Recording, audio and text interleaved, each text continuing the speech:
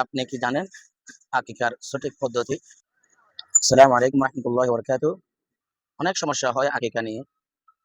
যেমন জুমাবার মসজিদের মধ্যে একটি এলাকায় একটি এলাকার ইমাম ইমাম সাহেব যখন বয়ান করেছেন, উনি বলেছেন আকিকা যদি আপনি আকিকা করেন ছেলের জন্য, যদি ছাগল হয় দুটি করতে হবে, এবং মেয়েদের জন্য ছাগল হলে একটি।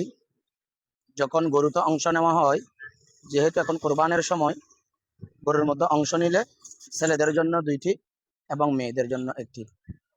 সেই বিষয়টি এলাকার লোকজন না বুঝে সমালোচনা করা শুরু করে দিছে। অনেক আগে থেকেই ওখানে নাকি ওনারা শুনে আসছেন, করে আসছেন যে ছেলের জন্য একটা, এখন ইমাম সাহেব বলছে আবার দুইটা। এরকম কেন? আসলে সঠিকটা কি? সঠিকটি জানতে হবে। সঠিকটি হলো নবী করিম সাল্লাল্লাহু আলাইহি ওয়াসাল্লাম দুইটাও করেছেন, একটাও করেছেন। এটা হাদিস দ্বারা প্রমাণিত। নবী করিম সাল্লাল্লাহু আলাইহি ওয়াসাল্লাম হাদিসের মধ্যে বলেছেন, আপনাদের শিশু সন্তান যখন জন্মগ্রহণ করবে তাদের জন্য, ছেলে সন্তানের জন্য দুটি ছাগল আকিকা দিতে হবে, আর মেয়ে সন্তানের জন্য একটি ছাগল আকিকা দিতে হবে। এটা হলো নবীজির সুন্নাহ। এখন কেউ যদি দুইটি করার সামর্থ্য না থাকে, তাহলে একটি করলে ছেলে সন্তানের জন্য হয়ে যাবে। মেয়ে সন্তান তো একটা করলে হয়, সেটা নিয়ে তো কোনো প্রশ্ন নেই। এখন সাধারণ মানুষের প্রশ্ন হলো, ছেলে সন্তানের জন্য একটা করলে হয়? অবশ্যই হবে। হবে না কে বলছে? যদি আপনার সামর্থ্য থাকে তাহলে আপনি দুইটা দিবেন, যদি আপনার সামর্থ্য না থাকে তাহলে আপনি একটা দিবেন, হয়ে যাবে, আদায় হয়ে যাবে। কারণ এটা ফরজ, কোনো ওয়াজিব এরকম বিষয় নয়। এটা হলো নবীজির একটি সুন্নাহ। নবীজি বলেছেন, যাদের সামর্থ্য রয়েছে তারা দুইটি ছাগল ছেলে সন্তানের জন্য আকিকা করবে, আর যাদের সামর্থ্য নেই তারা একটা ছাগল দিয়ে আকিকা করলেও হবে। কোরবানির সময় যেহেতু আপনি যদি গরুর মধ্যে অংশ নেন, তাহলে ছেলে সন্তানের জন্য দুই অংশ দিতে হবে এবং মেয়ে সন্তানের জন্য একটি অংশ দিলে হয়ে যাবে।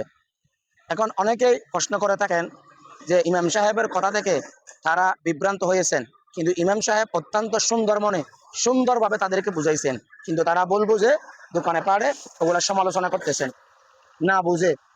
ইমাম সাহেব বলেছেন ওখানে, যদি আকিকার কথা বলেছেন, ইমাম সাহেব ওখানে বলেছেন আকিকার কথা এইভাবে। ওনারা বলতেছেন যে গরুতে কোরবানি করা হয়, ওই গরুতে নাকি আকিকা করলে হবে না, এরকম কোনো কথা ইমাম সাহেব বলে নাই। কিন্তু এই কথাটা সত্য। নবী সাল্লাল্লাহু আলাইহি সাল্লাম বলেছেন এবং আল্লাহ তাআলা কোরআনে বলেছেন, এখানে নিয়ত হলো শর্ত। আপনি আকিকা দেন, কোরবানি দেন, সেটা দেখার বিষয় নয়। একটি গরুর মধ্যে সর্বোচ্চ 7 জন শরীক হতে পারে। সেখানে যদি কি 5 ভাগ আকিকা হয়, 2 ভাগ কোরবানি হয়, তাহলে কোরবানি আকিকা উভয়টি শুদ্ধ হয়ে যাবে। কিন্তু নিয়ত আল্লাহ তাআলার জন্য হইতে হবে।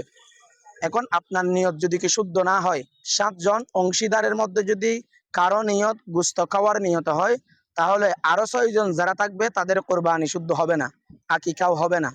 এই জন্য আকিকা করেন, কোরবানি করেন, আপনার নিয়ত সহি শুদ্ধ থাকতে হবে। এটাই হলো শর্ত। আল্লাহ তাআলা গরুর গোশত, গরুর রক্ত কোনোই কিছুই দেখেন না, কোনোই কিছুই নেন না। শুধুমাত্র আল্লাহ তাআলা দিলের, অন্তরের নিয়তটা দেখেন। আপনার নিয়ত যদি সঠিক থাকে, তাহলে আপনার আকিকা কোরবানি দুটোটাই সহি হবে। এখানে কোনো সন্দেহ করার কোনো অবকাশ নেই, কোনো প্রয়োজন নেই। এটাই হলো সহি কথা। এই জন্য আপনারা বিভ্রান্ত হবেন না। অনেকে বলতেছে ওই হুজুর এক কথা বলে, এই হুজুর এক কথা বলে, আমরা কোনটা আমল করব? ভাই, আপনি সব কিছুতে ভালোটা ছিলেন, হুজুরদের বেলায় কেন আপনি ভালোটা ছিলেন না? আমাদের শেখ আহমদুল্লাহ দামত বরকাতুহুম হুজুর, উনি তো অত্যন্ত সুন্দরভাবে বলেছেন, আপনি যে কোনো একটা জিনিস ক্রয় করার সময় ভালোটা কিনেন, ভালোটা ক্রয় করেন। কিন্তু ইসলামের বেলায় যখন আসে, তখন এই হুজুর এই বলে, ওই হুজুর এই বলে আপনি বিভ্রান্ত হয়ে যান। না ভাই, বিভ্রান্ত হওয়ার কোনো প্রয়োজন নেই, কোনো দরকার নেই। যে হুজুরের কথা আপনার ভালো লাগবে, আপনার মেধা আছে, আপনাকে আল্লাহ তাআলা জ্ঞান দিয়েছেন, ওই হুজুরের কথা মেনে আপনি সঠিকটা আমল করার চেষ্টা করুন।